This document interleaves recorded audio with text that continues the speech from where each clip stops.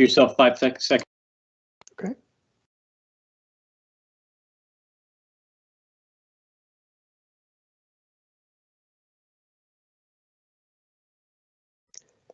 Good afternoon, everyone, and welcome to the College of Engineering Virtual Brown Bag Series.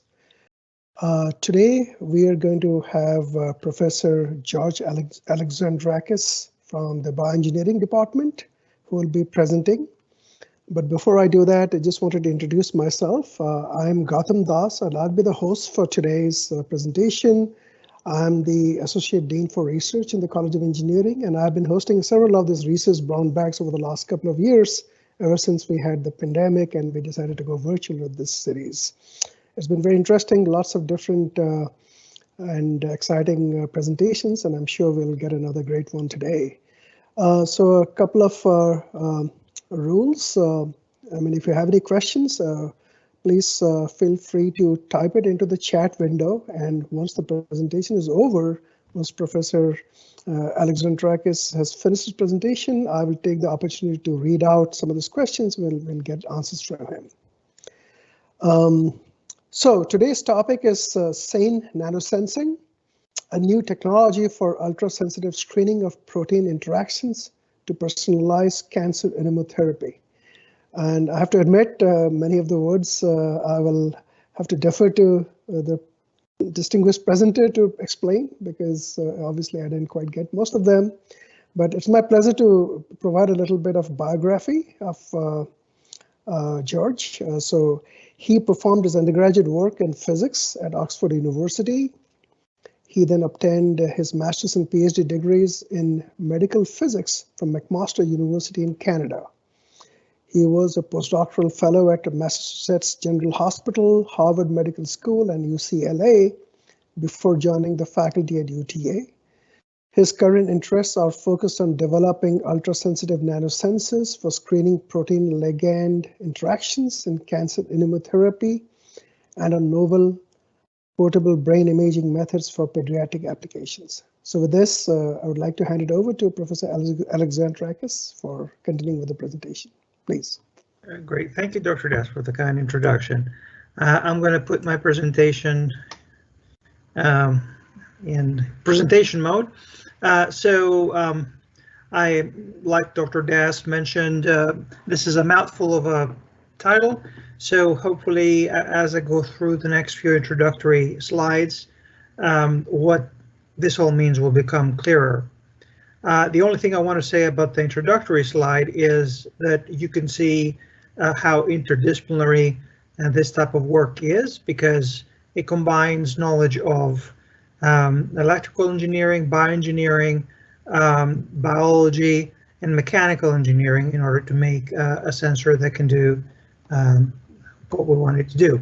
So some background on those long acronyms. I will start by this presentation, or this particular two papers for the optical side of things. So the probe has an optical sensing side and an electrical sensing side, which occur simultaneously. The optical side is based on a method called plasmonic sensing, which acts kind of like the waves in the sea. If you make a sharp edge here that is drilled, say, in gold, then the light makes the electrons sort of move along like waves in the sea, but then when they meet the barrier at the edge of this structure, they end up rising and creating a larger, more intense type of wave, which essentially means that the light gets focused and increased in intensity locally. Now, in terms of what we're looking at here, this is from a paper from back 2009 that introduced this concept, and it shows here a nanohole that is 400 nanometers across, so we're talking very small stuff. And in this initial paper, they used beads, polystyrene beads that were maybe 100 nanometers across.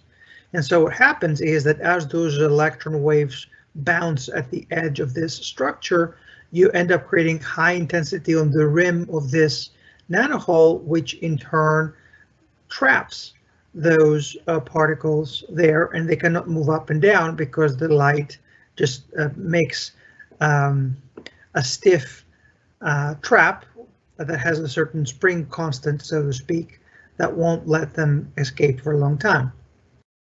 Now, what our work is interested in, specifically to proteins and cancer, it means that we really want to make a structure that is in the nano space that itself can trap not polystyrene beads, but rather proteins. Now, proteins vary in sizes, but they can be anywhere from a few kilodaltons to, I don't know, megadalton, which in terms of physical size translates to a nanometer, maybe to tens of nanometers. And so, as small as this may seem, in order to trap proteins and study them within an optical trap, one has to create an even smaller structure to hold them. This smallest structure is shown here on the right side of the screen, where it looks a little different, right? It looks like two holes. These holes are essentially intersecting and creating two sharp edges. And the way to think about it is that you have a lightning rod. If you are familiar with how lightning rods work, they are made of metals, and so in the metal the electrons can dance around, and so they can move around, but then because the rod is specifically made to be very sharp at its tip, in order to create the same potential, the same kind of distribution of electrons all over, electrons tend to end up getting kind of squished at the tip of the rod. In this particular case, then, when there's a big potential difference between the cloud and the rod, because the rod has so many more electrons squished at the tip, can sort of create a preferable conduction path between the cloud and the antenna, and therefore absorb the lightning and presumably protect a certain range around it depending on its height, etc. So in a similar sense, we're creating this lightning rod here, except we're not keeping lightning in, we're keeping light. And so we're shining light from the top, and these structures are small. Each of these holes is 100 nanometers, and the gap is like 25 nanometers, and so, or 30 or something. And so the idea there is that because the wavelength of light is much bigger than this structure, maybe 800 or 900 nanometers, it can't really go through, or very little goes through, as you can see here in the transmitted intensity shown in blue light. However, if a protein is trapped there at the lightning rod, so to speak, because that's where it's attracted, it will act as a little lens. You typically don't think of a protein as a lens, but what is a lens? It's a structure that has higher refractive index or higher density than its environment, and therefore, if it's shaped in a curved sense, it will make light bend and focus it, for example. Similarly, you can think of a protein like a small sphere that itself has higher density than the surrounding water, and so it acts like a nanolens. And the result is that light goes right through there, and so the transmission through this structure actually increases. And furthermore, the step change is proportional to the mass of the protein. And so you can measure how big the protein is by measuring this step change non-invasively. And then, of course, if you don't want to see it anymore, you have to turn off the light and let it go to diffuse away. So this came out of one of the original papers from Rowan Gordon's group at the University of British Columbia, who pioneered this method back in the day when he was at Cambridge. Now, I mentioned initially that we were talking about optical and electrical sensing of proteins, and I alluded to the fact that with optical sensing, one can create a step change in the transmitted intensity through a nanosensor that would give a measurement of a protein's size within practical limits that I don't want to go through now because proteins are not perfect spheres, etc. Now, people are not only interested in how big a protein is as a signature of, say, whether it has bound to something else or not. That would tell it if it's the size will give you that information in a screening assay, for example. But people are also interested in the charge around the protein because that's a very big, important parameter in terms of where the protein will bind or how well it will bind to a specific target ligand. In this case, we're still dealing with nanoholes. I hope you can see where my cursor is over here. This is a sideways arrangement where you have two basins or two chambers where water is stored in both, but then you also add electrolytes, essentially salt, to create the possibility of charges moving around. And so then you put in your electrodes and you create a potential difference across the whole. And because you have electrolytes in your water, you create a steady state current. Now, nanopores are, they were exotic maybe 20 years ago, but currently are getting very popular. And for many applications, you may have heard of Oxford Nanopore, who are now a billion-dollar company doing genomic sequencing. In this particular case, we don't look at genomics but proteins, but the principle is similar.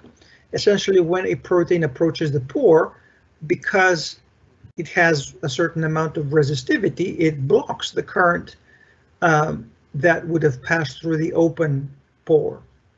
And so as a result, the current would reduce while the protein is translocating through the pore.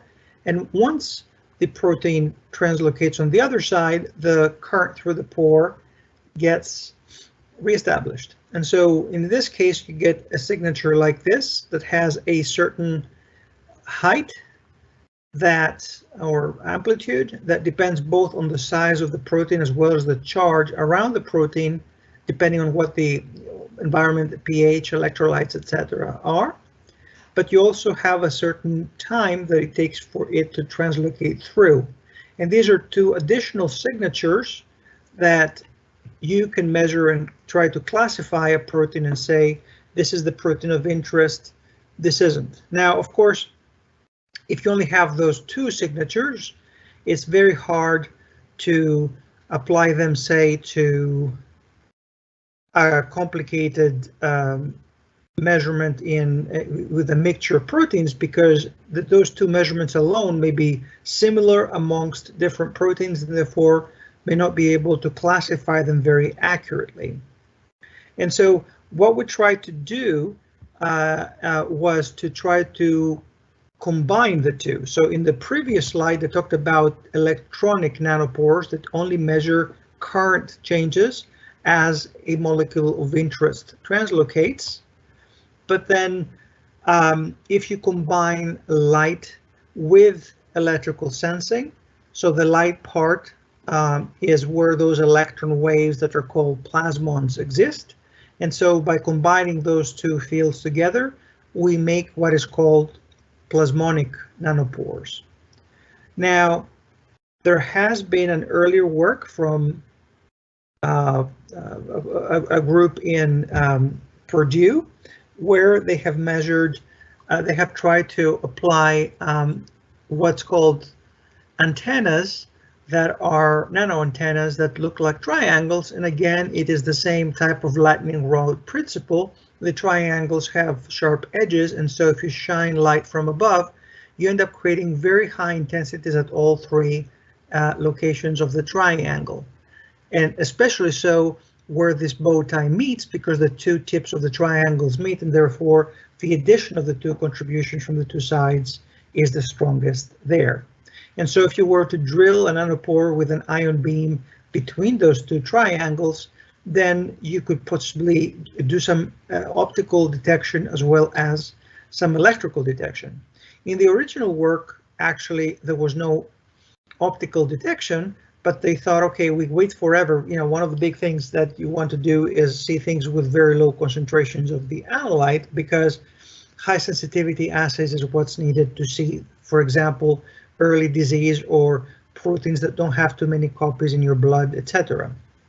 And so if you're waiting for that protein to arrive all night, that doesn't help. So you have to expedite the arrival of the protein in the sensing volume.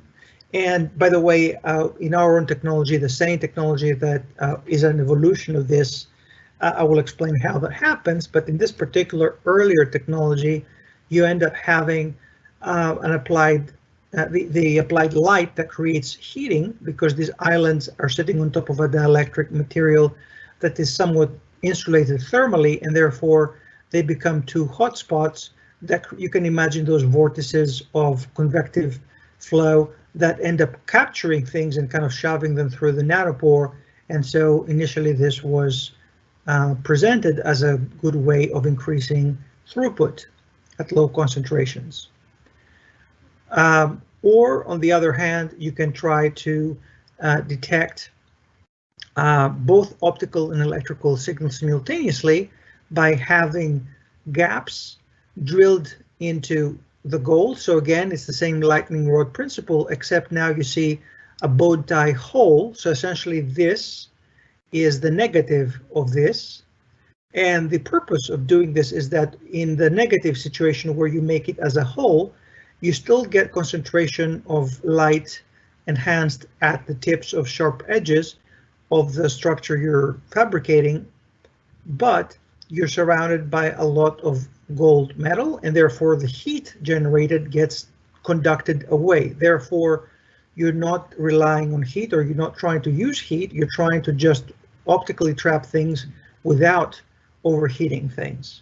And this is actually more compatible with protein sensing at room temperature, etc. And again, when something is trapped at the center of this bow tie, you see this step increase proportional to the size of the protein. That is, as you can see in this inset, happens at the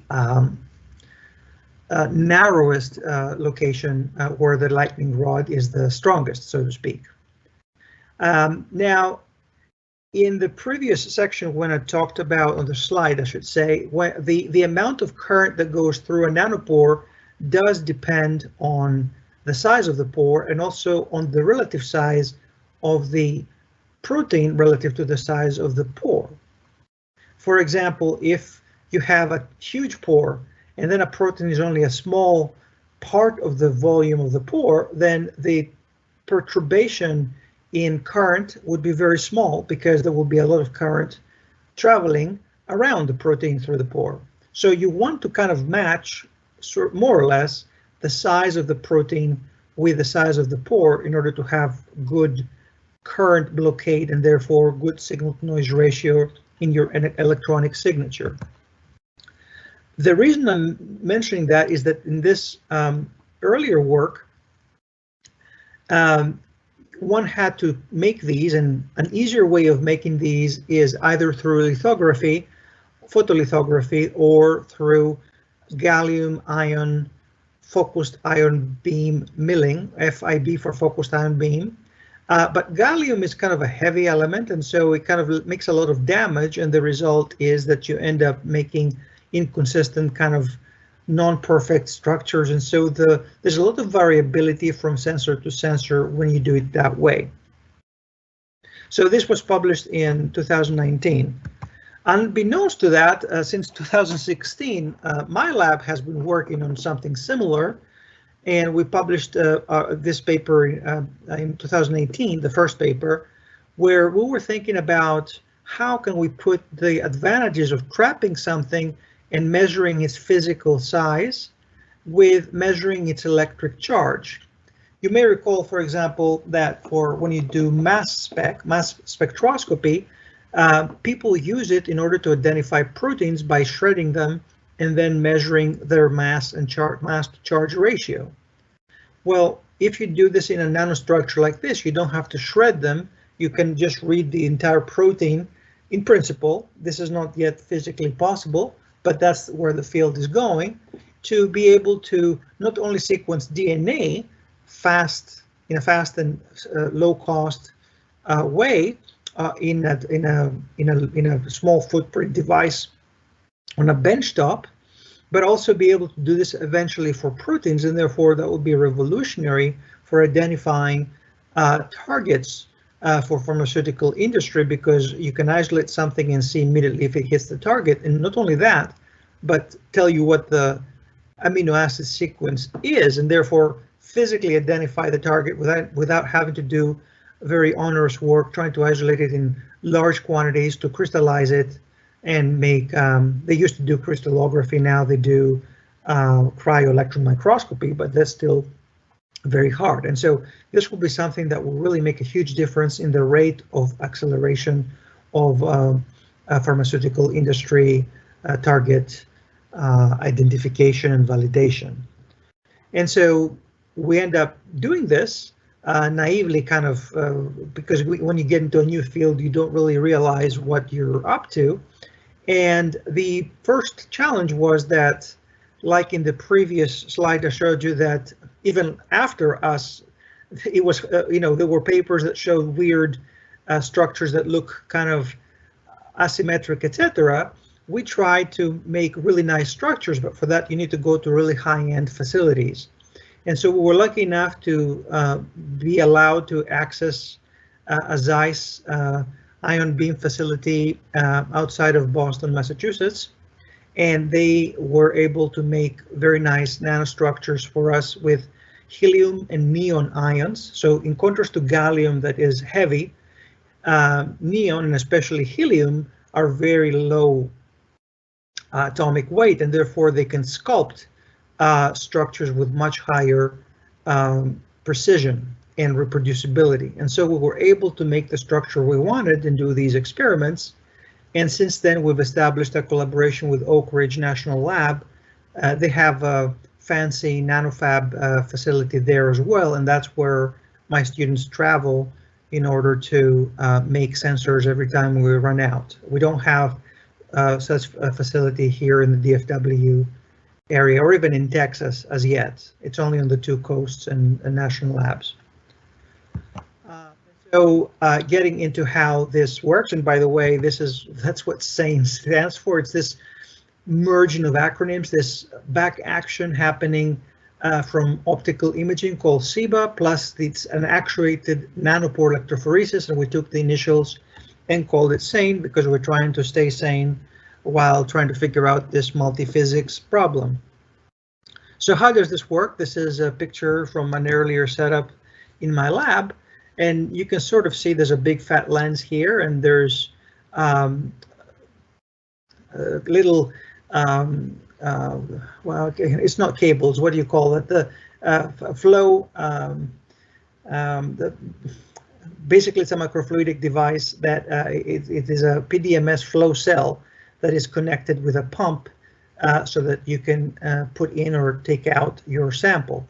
But if you were to zoom in at the nanoscale, you can see here the gold surface, the sensor. You can see the individual gold grains in this scanning electron microscopy image. And you can see how we've sculpted the gold with high precision to even make it super pointy here, right here where my red cursor is currently is where the hole is, where things go through, whereas on all the other areas, there's a bottom, so they cannot go through. So they can only go through there. Why is that important? Well, gold is a conductor, and every conductor, as you know, can be used for shielding. That's why we have copper, chicken copper wire around rooms that we want to shield from RF frequencies. And in our particular case, it's not shown in the picture over here, but we do have a big cage, and everything is covered with aluminum foil because we need very low interference from the electrical mains and other things. And believe me, there's a lot in the building, in the ERB for sure. So then, because you have shielding everywhere, that means that the only way that electrical field lines can move through and pass through the backside of this setup is only through the little hole at the center. And so in a way, you create this electrical focusing effect where you make all the proteins pile up and get focused at the center of the sensor. And so even if you have femtomolar or attomolar concentrations, you still see them because with this particular setup, you essentially make everything go to the sensor. And then, of course, when it gets there, it meets the light at the lightning rod. You can see this big fat lens that focuses the laser beam coming from the top. And of course, that creates an opposing force. And so the dynamic equilibrium between the electrical and optical forces is what makes that protein stay there for a while. And that's when we can get all kinds of data types out of the protein about optical and electrical types of measurements. I'll discuss a few later. And so we can have a whole database of different data types, independent ones that we can then use to classify the protein. And so it could be about classifying what the protein is, or it could be, in this case, I show a single protein. If it's a receptor-ligand interaction, it's more about whether our intended antibody or whatever it is has hit the ligand, has hit the target or not. And so this is intended to be a tool for the pharmaceutical industry to screen ligands. And as I will hopefully show a little later, there will also be a potential to use it for screening viral vectors for gene therapy applications or nanoparticles for drug delivery applications. And so this can be a broader purpose tool for quality control in industry. Eventually, of course, the pushing force wins, or we just turn off the light and we let it win. The particle or the protein goes through, and then the next one comes in, and we do this serially, and we acquire long lines of data and then do the analysis in a semi-automated way later. And the software side is also a big deal that I won't have time to talk about today. I'm going to move, I don't need to go through all the details of the setup, other than say that it takes a fair amount of sophistication, both in terms of the optical as well as the electrical side. The hole here is similar to the size of maybe, what do you call it, a gate or some type of ion gate in a cell. And so we're talking about picoampere currents. And so we have similar type of equipment typically used for neuroscience experiments, where what they're measuring is not a nanopore, but an ion channel, for example. But it's a similar situation.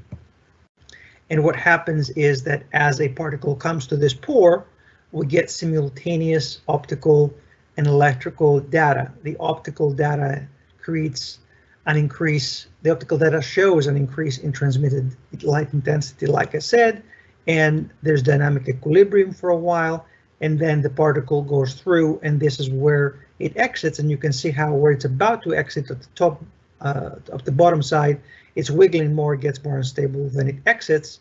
And at the same time, you get electric data, you get a positive spike here, because as the particle comes in, it displaces the charge of the equivalent volume of liquid, and that creates a countercurrent by electroosmosis. And on the other side, through the opposite things happen symmetrically. When it leaves, the water comes back in and you get a negative spike. So all of these are additional data types that we use to characterize the nature of the nanoparticle and its interactions with whatever is being targeted.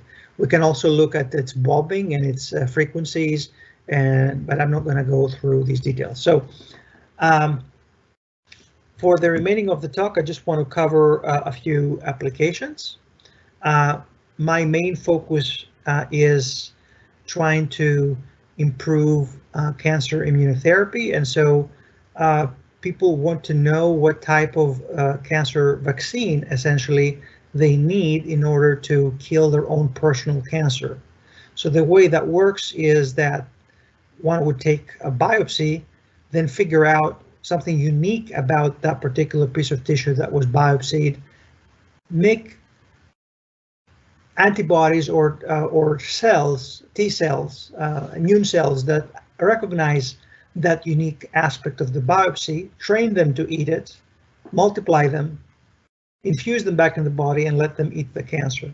And that would be much more effective and with fewer side effects compared to, say, chemotherapy, although chemotherapy is proven, and this is just experimental work that is part of the future, hopefully, but only marginal part of trials, or only a few clinical trials are being done today. So how can we find something unique about this cancer? Well, it goes back to how can we make our immune system decide that this is not part of my body, it's a foreign body. So like when we're worried about having a transplant and having somebody reject the implant, at the same time, it's, you know, the cancer is more conniving, so to speak, and pretends to be part of your own body, because after all, it evolved out of your own body, and so it bears resemblance. And so the point is, how can we identify pieces of protein presented on the surface of cancer cells that are unique to the cancer? And so this happens in our body all the time. Hopefully, when, you know, at any age, and being healthy and cancer-free and everything, because our immune system always kind of goes around and checks and touches things and says, okay, are you self or non-self? And if it's self, I'll leave you alone. If you're non-self, then I will activate and I will call for help, and eventually we'll come over, we'll multiply, and we'll eat you. So the question is, how can we train our own immune system against the evasion strategies of cancer and make it visible to the immune system so that our own immune system can eat it? And not only that, but once it's eaten it, it cannot grow back again, because if it tries to grow back again, it'll eat it again. Within, of course, variation, mutations, etc., that will make it change over time. So the point, the introduction to this is this whole other mouthful of acronyms in biology, and it's called the major histocompatibility complex, and specifically class 1 complexes that are visible by T cell receptors, which are the soldiers of the immune system that will see and activate, etc. So you see this orange dot at the center of this MHC, of this particular protein, and you may think not much of it because it's only a few peptides, maybe 9 to 11. It's one peptide, it's 9 to 11 amino acids long, and you may think, okay, it's a tiny thing compared to the entire protein. But yet, because it sits inside that pocket, it makes the entire receptor fold. And so depending on what's in there, the T cell will recognize it or not. So this particular little orange thing is like a piece of food, something that the cell chewed up and then presented on the surface. And if the T cell comes in and says, okay, I've seen this piece of food before, this is one of us, I'm going to leave it alone, it's fine. But if it's cancer, this piece of food will be different, it'll taste different, right? So then it will go and bind at 2 particular locations across here, and then activate its own pathways to come up and eat up the cell. So that's it in a nutshell. So the idea is, how can we tell if this is happening, if the T cell receptor is hitting up the major, whatever is presented at the surface of the cell? And so we do with this sensor, these optical electrical measurements, multi-dimensional measurements. Here's just shown 4 that are 2-dimensional combinations of measurements, and we try to identify multi-dimensional measurement combinations that specify what is real and what hits the target and what is just a protein by itself, for example, in this case. And you can see that if you only have a single type of data, like optical, you do get some good separation, but there's also overlap. But if you have all this additional data, then the separation becomes very good. I don't have it on this slide, but that's the point of this work, is to do multidimensional data classification and identify what is the fraction that hits the target, for example. In this case, it's a pure in vitro assay. It's not a fishing expedition. We know what's in there, and we're trying to verify that it hits the target with a particular binding affinity as a sanity check. And we also try to compare the sensitivity of this particular technique with other techniques, like, for example, Dr. Magnuson's resonance sensors that measures binding, but of course that measures it at higher concentrations because you need to put them on a surface, immobilize them, etc. And so for this exact protein, we did a comparison, and somewhere below 10 nanomolar, we could no longer see anything. But with our method, the nanopore method, you can show that you can go down to 0.1 nanomolar, and in fact, we have pushed it down to many orders of magnitude further now in more recent experiments. And the idea is that we can measure a lot more than traditional assays, exactly because we siphon everything at the center of the detector, and then even tiny quantities can interact in a nanoscopic volume and bind. So I'm gonna move on because I don't want to spend the whole time talking about this. I want to talk maybe for another 10 minutes at most. And so Goldilocks effect is when the T cell says, okay, I'm going to stick here for 3 seconds. If I stick here for 3 seconds, that means I'm going to eat you. If I touch you for half a second and then let it go, that means you're probably okay. I recognize who you are pretty fast. But sometimes it also sticks on for minutes and won't let go, and that creates autoimmunity and other kinds of bad inflammation effects. So there's this in-between value where you want to make your pharmaceutical or your protein to hit in that sweet spot where it will create activation, but it will not create adverse events or do nothing because it doesn't see the target. And so we can also see things come and go.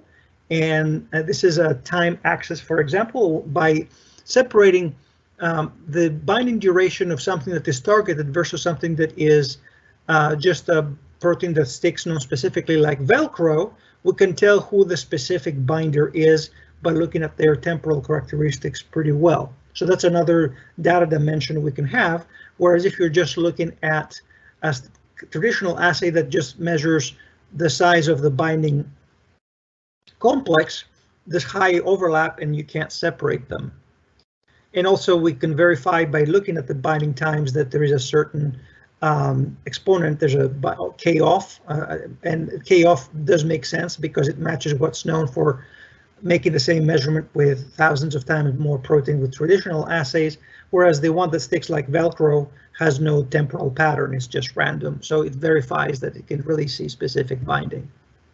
And so in this particular case, I'd like to say that, you know, with a low affinity protein, a typical assay like ELISA will not see anything because the two will not meet, the ligand and the antibody or whatever, but because everything gets trapped in this structure, you end up creating a very high bound fraction, orders of magnitude lower material, and that's the idea of making an ultrasensitive assay for finding copies of proteins that are, for example, cancer specific, because it's not like something is overexpressed. In a patient, something can have a few copies and still be very dangerous, and therefore we want to find the needle in the haystack. That's the one that will bind to our magic bullet kind of target, so that we can then make a vaccine or a chimeric antigen receptor T cell against it. And again, I have some specifics. I'm going to jump through because I'm running out of time, and I want to move on to a few other applications. But the point of this slide is that we're orders of magnitude higher sensitivity than existing assays, and that's what's our current funded work is about. We're exploring those limits and showing what else it can do. Now, a few more applications. One of this is with my collaborator, Minjun Kim at Southern Methodist University. It is possible to also sort proteins, but also viral vectors. And the idea then is that viral vectors are made so that, for example, they can cure blindness these days, and there's many more in the pipeline for monogenic diseases that like sickle cell disease and multiple sclerosis, I think, and several other rare diseases. And so the idea is, how much virus do I need to inject in a patient in order to have effectiveness and not overdose them or underdose them? Well, currently, the way viruses are made for gene therapy, there's great variation in batch to batch. And so you don't know, one batch can be like 60-40, the other one 80-20, the other 20-80. And so it's dangerous to overdose people, especially. And so they need to know for each batch what is the fraction that's good and active. And there's no good way of doing it, sort of doing something very onerous like putting them on a plate, drying them, and have an AFM tip poke them, or try to do electron microscopy or something to see what's empty and what's hollow and what's full. But Dr. Kim has pioneered a method that essentially plays ping pong with this, and this way you reverse polarity across an electrical nanopore, and you make it transit many times, and so you average many passages and get good signal-to-noise ratio. And if you hope you recall from the beginning of the lecture that the amount of current blockade depends on the relative volume of the particle versus the volume of the pore itself. And if something is being empty, it will deform more. So if there's DNA in the virus, then it will be more rigid and it will not deform as much. If the virus is not really effective because only one strand of the DNA or RNA, in this particular case, it's DNA for adeno-associated viruses, then you can tell because it's deforming more. And if it's totally empty, you can totally tell because it's deforming even more. But the idea now is to combine this with the optical method, the SANE sensing method, and be able to sort viruses, because you can stop them, you can flip them, you can spit them back, and make it and make a quality control instrument for gene therapy. And we had a good score in a NIH proposal, and we're submitting. We're close to the fund line, but in the end we didn't get it, so we're going back March 15th, and hopefully we'll get it this time. Another application is DNA sequencing. Of course, this is something that we can't really do competitively, since there's many companies now that are trying to do similar types of technology. But then the idea is that you can put monolayers of materials that are as thin as a single DNA base. So the material you put at the bottom of the sensor is an atom thick, so it's like, I don't know, 3 angstroms or something, and then the DNA base is similar in size, and so you can really read base to base all the different current perturbations. And from doing machine learning on the spikes, you can classify it on what is the particular base saying, and therefore one can identify the sequence in a very low cost way. And we're working on projects along that way as well, that are a little more academic on trying to identify proteins that way. But that's in very early stages. I'd like to also say that we very recently we have moved into the area of alternating current sensing, where, for example, when you go over here and you look at one of these circles, when you apply a voltage, because it's a dielectric material, the current will go only around. So you're looking only at the excluded volume in order to characterize your particle. But when you apply an alternating current, some of the current goes through. And so in a way, we're trying to see through those particles as well to increase the sensitivity and specificity of classifying nanoparticles or all kinds of different types of materials. And therefore, we're trying to improve the sensitivity. So so we basically drive it and then we make it bob and we look at come back to baseline, and we fit a mathematical model of its damped oscillation physics to it, and from that we can figure out something about how soft the particle is. I'm going to also discuss a little bit about multi-physics simulations we'll do in MATLAB, where we try to understand all those multiple forces that act, and we have a recent paper where my other PhD student, Homa Yoon, who is trying to design optical and electrical parameter space choices that are optimal for whatever it is we're trying to sense, and that will be useful for eventually scaling up this to sensor arrays and not just single sensors, which is one of the major directions. So I'd like to very much thank my students, Scott Renkis and Homa Yu Asazadeh, who have done all this work, and Vitran is also working with Dr. Gwen in my lab, and then the two prior students who have laid the groundwork and have made the initial publications. My collaborators, Professor Minjun Kim and Professor John Wydance, and support from federal sources as well as from large facilities across the US who have helped us do precision fabrication for these nanosensors. Well, thank you for your attention, and I am ready to take your questions. Thank you very much for an interesting presentation. So I'm going to ask the audience to type in their questions into the chat, and I think you can also see the chat too, but nevertheless, I'll read them out to you. As I see, there is one question already, and this I question don't see is, it yet, so would oh, you you don't mind see it? reading Okay, all right. So there is, anyway, I will read them out to you. I mean, I also have a few questions of my own, so. Yeah, please. Yeah, so the question that came from the audience is, are there applications of computer science to this research? I think you alluded to some aspects of it. You know, Yes. you mentioned machine learning, you mentioned databases, you mentioned, so maybe you can elaborate a little bit on that. Yes, yes. So we are not that far along yet, but that's something we do want to develop. One thing is we'd like to grow more automated algorithms for detecting specific features of the data in a way that is robust to noise and different biases, and that's very hard.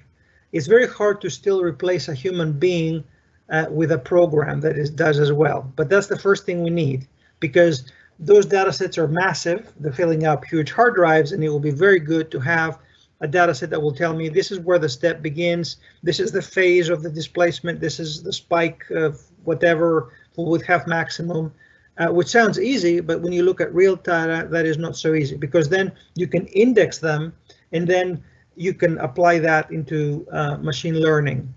So far, we haven't done that for our data. We've only looked into a little bit support vector machine, so that basically we just make some hyperplanes, but we hope to get so many different data types that we need something a little more sophisticated. So, you know, we welcome collaborations and suggestions. Okay, and I had this question about the multidisciplinary nature of your research. I mean, it's highly technical work. How easy was it to get people from different disciplines together to actually start working on these problems? I mean, was there a big learning curve? I mean, I know that you are from medical physics background, so you understand maybe both sides a little bit. But if you take a pure physicist and you try to make him or her try to work on... It's a good question. So it's partially foolishness on my part for not knowing what I'm getting into and getting into something that's a lot deeper than I thought. And then when you're in it, you just do it. And partly because it was necessary. You know, back in the day, I had funding, then the funding ran dry, and then what I the techniques I was using were no longer as easy to fund because new things had come along and I needed to do something different. So it took a sabbatical, learned things, and came back and essentially added a new field direction to what I was already doing. I didn't abandon everything else, but I did focus a lot of my energy in this new direction. And it took a long time, 5 years. I was very fortunate to meet with Dr. Whitedance on his second day here out on campus. Mm-hmm. And so that was perfect because I was looking for a person to work on cancer and cancer immunotherapy specifically, and there was nobody. And so then he arrived, so it was perfect. And so we've been working together since and applying for grants and have some funding together already, etc. Now, a lot of it is hit and miss as far as getting people to work together, but I really care about this. And so I have a lot of enthusiasm about it. And I guess I try to get, I don't try, I think people get excited if they're in a place where there's a clear goal. So it's not about, okay, let's get a grant. It's about, okay, let's help with this particular cancer. And if everybody really believes that, then that creates a good synergy and that brings people together. And so I've been fortunate. We've been working together very well, and it takes time and try to speak the same language with different disciplines. But at the end of the day, it's doable. One shouldn't be afraid of trying. You just need some time and devotion, by the way. You can't say, we'll have a meeting and then whatever, because things kind of go away with time. They kind of deflate. So you kind of have to keep at it and keeping things alive, and eventually they build that momentum on their own if there is interest on both sides. And if I had to kind of categorize your research, it's mainly developing sensors, right? Right. But it's not so somebody else has to use that to design treatments and therapies and mitigation approaches, right? I mean, or is your technology also assisting with that? Right. So is it mainly for detection, or is it for very sensitive detection, or is it also for, assisting in maybe the therapies required to? Well, I think that both are integrally related. I don't think that I would separate them. The idea is to eventually make a desktop device that we can commercialize. And that device could be part of a workflow where you get a biopsy, you pull down some of those proteins with other methods, and then like HPLC, and then you put them on this device and you can see if the library of antibodies you have or T cells can hit it, or try to decide what it is you need to find to complement it to make them hit or whatever. And so it can be part of a quick turnaround in therapy because cancer changes, and unless you can provide some answer within a few weeks, the cancer is different by the time you get back, especially in more advanced cases, not cancer. Yes. So basically, it helps you, as I understand it, identify among the library of antibodies or T cells or whatever we have, the right ones that we want to use. That will kill the cancer in that patient. So it's personalized treatment. And because it can be at very low quantities, you don't have to wait for those cells to multiply. That takes a week or two, you can see it immediately. And so that's the time is critical part when you get into therapy, because you have to deliver a result accurately fast. On the lab bench side for making quality control for gene therapy or drug delivery, the time factor is not as critical, but you do produce interesting results about what has been made that are very important in assessing the future success of what you give. And going back to the treatment process, so once you identify, then there is a different procedure which amplifies the immune cells which are going to be targeted towards that personalized cancer. Is that a different? Yes. So I'm probably asking very naive questions. But, not at all. There's two ways of doing this. One is you already have a library of antibodies, and a pharmaceutical company can do that, and then they can pick a few that actually hit the target and then inject it in the person right away, or if from the screening they can identify what it is, they can put it into a CAR T cell, but then it will take 2 or 3 weeks to multiply it into a flask. But the companies have many more resources, and so they can spend hundreds of thousands of dollars with those big flasks that can do liters at a time, as opposed to a lab that does like minute quantities.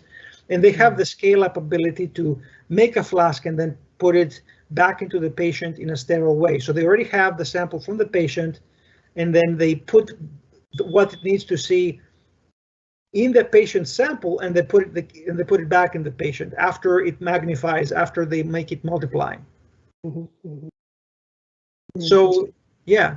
So that's the that's the hope. But it doesn't cure everything. There's always caveats, and so for example, if you can catch a cancer early, then this may work a lot better than current methods, or in some cases it's kind of hit and miss. So you see this incredible thing, and this is what I really was excited about. Was I saw something, I think it might have been Netflix, or it was one of those documentaries from the work that started on this field from some professors at UPenn, where basically there was a patient who had leukemia, and that was a last resort thing, and they found what his immune system need to be eating. They put it back into him, and it's been 20 years since, and he's been cancer free, and he's 74 years old, and he had like 4 months to live. So we're not talking about, oh, we'll do another drug and then you gain another 2 months of life. It's like you bring back people from the dead. And to me, that's humongous. That's why I want to be part of this. I want to help people live longer lives. That is true. So where would you categorize your invention, if you will? I mean, how far along is it from your lab to actual use? No, it's very far. Very far? So we're hoping to establish a startup, if not this year, next year. And then we need a couple of years to show efficacy and compare with standard methods, and apply also for SBIR phase 1 in parallel. Then you need another 2 or 3 years, if you assuming you get past that, to make a scalable device. And I'm submitting a proposal, hopefully with my collaborator SMU and also Weidong Zhao at Electrical Engineering, of making a CMOS compatible nanofabrication, because you can't just go to a fancy facility and sculpt one. You have to make it scalable easily. And so there's a lot to do in terms of making arrays of these to increase throughput and make it like a multi-well array that will be compatible with screening workflows.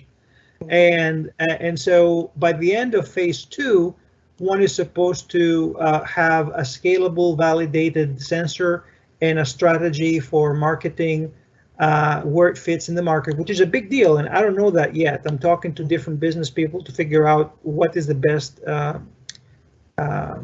niche for market-wise, right? Because you don't want to solve a problem that has too small of a market. Right. And then you need to have an FDA strategy. And so, again, it depends on at that point if you have other investors or not. You can go in the long haul with bigger investors towards treatment, or you can go with small investors for a benchtop for quality control, and then later go towards the bigger stuff. So we'll just see how it goes. Okay. Well, I think we reached about 1 o'clock, so I think I'm going to call this presentation to a close right now. Thank you, Dr. Alexandrakis, so much for thank you for having me. I'm glad. Interesting scientific work with a lot of potential for real-world implications, and the fact that it's multidisciplinary was itself very exciting. So yeah, I'm excited about it and hope to make a core of people working together at UTA as a focused research area. That's my current goal. Fantastic. Great. Well, thank you so much for having me. I appreciate it. Absolutely. Right. And thank you, everyone. Bye-bye. And enjoy the rest of your afternoon, everyone. And we will see you for the next virtual brown bag in a few days. Thank you. Thank you. Bye-bye.